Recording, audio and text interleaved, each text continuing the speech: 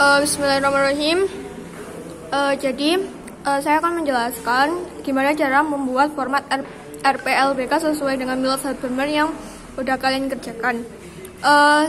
Syarat yang pertama itu, jadi biar kita gampang bahasnya, kalian sambil buka itunya kalian ya, Milos and Habermas-nya kalian.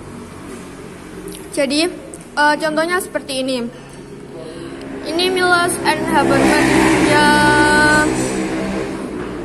Milos and Habermas-nya punya saya. Nah, jadi ini contohnya dimana kita itu memiliki satu inti masalah. Nah, di sini tuh satu inti masalah. Terus kita memiliki dampak yang pertama itu ada 3. Nah, dari dampak yang ketiga ini berarti nanti kita di sini itu membuat RPLBK sejumlah 3. Jadi RPLBK pertama membahas tentang egois, kemudian RPLBK kedua membahas tentang sombong, RPLBK ketiga membahas tentang posesif. Oke, langsung kita ke RPLBK lagi. Nah, jadi sebelum kita masuk ke RPLBK, kita harus menentukan kan dampak masalahnya yang pertama atau baris yang kedua kan udah ditentukan itu. Maka sebelum kita masuk ke RPLBK, maka yang harus kita kerjakan itu, kita harus mencari makna tersirat dan tersurat dari teknik terapi Islam yang mau kita gunakan, kayak gitu. Terus kita nanti di sini akan menggunakan metode kual, dimana jadi nanti sikapnya deskripsi. Oke, kita mulai ya. Jadi di sini tuh ada contohnya RPLBK tentang egois. Karena permasalahan setelah inti masalahan, dampak yang muncul pertama itu di punya saya itu egois, maka RPLBK tentang egois ini kolom pertama itu isinya teknik.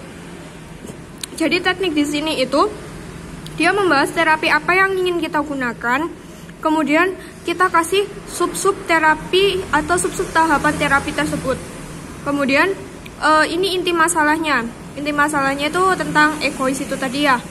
Terus kita buat subdampak. Nah, subdampak itu di sini subdampak yang pertama itu, dan setelah inti masalah di sini kan ada egois. Terus subdampak kedua setelah egois itu dia kan pasti bercabang 2 dampak kecil lagi kan ya.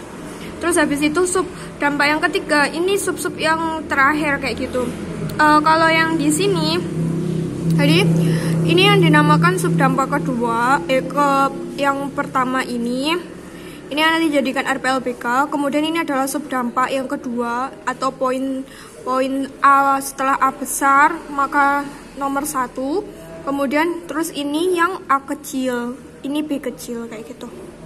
Terus setelah kita masuk ke subdampak ini, maka kita harus mentargetkan perubahan yang ingin kita lakukan kayak gitu.